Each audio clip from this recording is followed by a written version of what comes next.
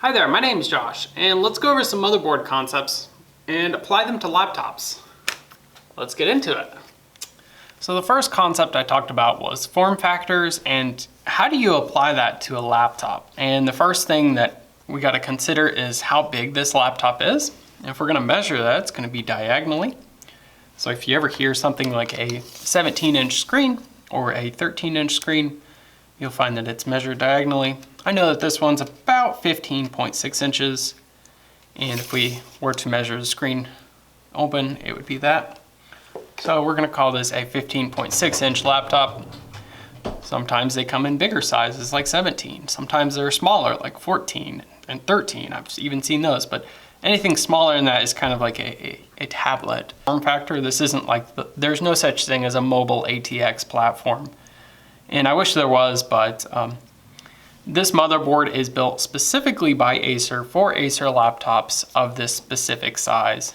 And it works, and we're able to get really compact designs, and there's a lot of benefits, but 5 years from now, if this motherboard were to die, which it probably will, I'm not gonna be able to replace it with anything newer. So it's kind of generation locked here. And it's different than the computer in a box where I can just pull the motherboard out and put in some new components and be ready to go. So that's, the motherboard is here, and then all the other stuff that connects to it is built for this motherboard. So I'm not gonna find like a newer generation USB over here, or if this only supports SATA, then I'm not gonna find a NVMe connector for that. So form factor is kind of a moot point when it comes to laptops. Next thing is motherboard I/O internals. That was a huge thing when we looked at our micro ATX board. And here, there's a lot of standardized ones that you'll see across any laptop, nearly any laptop that you run across. So a lot of the ones nowadays, they have this battery built in, and it has its own connector. If you're ever gonna work on a laptop, you have to take out the battery first. So the battery is a huge one. Before you touch anything else, take that out. Take that out. And we're not doing anything today. We're just pointing at stuff. So we're gonna leave that in. You'll find the RAM modules. So if you have just your regular laptop, these will still have small mobile DIMMs that you can take out and put back in. On some high-end MacBooks and Ultrabooks, you'll find that the RAM is actually built onto the motherboard, so it'll be soldered in there and you can't take it out, which can be a good thing or a bad thing. It depends on how you look at it. So that's something you can take out and put back in. And then there's the Wi-Fi card. This one's a very tiny one here, kind of hard to see, but this is going to handle all the Bluetooth. Is going to handle any kind of wireless connections. I know that this one does 2G and 5G connections. So like 2 gigahertz, 5 gigahertz Wi-Fi signals. So that's where this goes. These antennas generally go to the screen, as that's a great position for them to be in to pick up signals. And then some other I/O internals that are standard is under here, we'll find a keyboard connector. That is a very large pin because there's a lot of different signals that are sent to and from the keyboard. This one's lucky to have a keyboard backlight, and I'm very thankful. I like that. So SATA connects here. This is actually a SATA connector, but it's not the SATA connector that we would see in the desktops.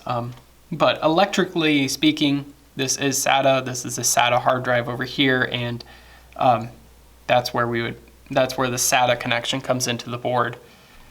Over here, this is a USB, and actually it's just USB. Some of them have like a power light. So we see the USB connector here, and then we also see like a cord going to our right speaker. So you'll see a lot of tricks where like the audio is kind of baked into the board, and then it travels across this loop, and then over here. Laptops kind of have some awkward designs sometimes, but it always works. So the speakers is another thing. They go in, and if you have integrated speakers, just a plus and the minus that go into the board. Fan, so this computer has a fan on here, and then the fan connector's right here. Electrically speaking, this is just like your fan connector in a desktop. This one might be, 5 volts, but it's still going to operate just like a fan. It has that sensor, and it has the voltage plus minus in there, and it comes out. Over here is a LCD connector. So I have a 1080p display on the underneath of this, and that's where it connects to our board. So this is going to go into our processor with integrated graphics. Now if I had a discrete graphics card on this, which as you can see I do not, it's kind of it's left blank there, and that's more cost effective for them to just leave it blank rather than design a new board without that. So this is where a discrete graphics card would go. This is where the power modules for that graphics card would go. And then it would connect into the processor with a PCI Express connection that is just baked into the board. There's no discrete components with this. And we don't see discrete graphics cards on laptops. It's actually all integrated, but it can be a separate chip, and that's where you'll see that awesome performance.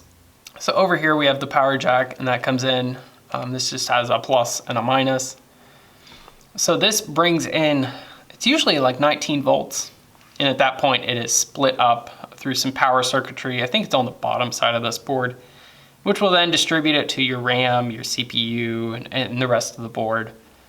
And it will also go into the battery and charge it. So this is a removable connector. It's nice that it's removable, because some people would like to stick things in there and it breaks, and you can replace them. It's very nice. This one's a very short cord. Some of them are longer. All motherboards seem to have some special connectors for data and storage. This one has some SATA over here that I talked about briefly, how it connects to the board. I was lucky to have a SATA hard drive, and it had an expansion bay. This was a pleasant surprise when I first opened this up, and I was like, oh, let me put in an old hard drive, and this one's from like 2013. And if you're watching this video, chances are it's actually stored on here. And then over here, we have the actual boot drive. This is done over the M.2, very fast interface. This one is, for some reason, they only just used a portion of it, and rightly so. It's about 128 gigs. The video is not going to be on here because these video files are like 3 gigabytes. So they're not going to end up on this. They would fill it up very quickly. So this right here is for a real-time clock battery, and this is a normal 3-volt battery.